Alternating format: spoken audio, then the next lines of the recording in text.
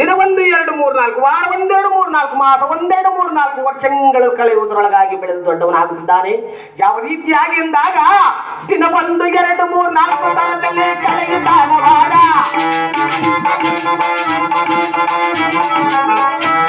ದಿನ 1 2 3 4 ಕಾಲದಲ್ಲಿ ಕಳೆಯುತ್ತಾನ ವಾರ. ವಾರ 1 2 3 4 ಕಾಲದಲ್ಲಿ ಕಳೆಯುತ್ತಾನ ಮಾಸ.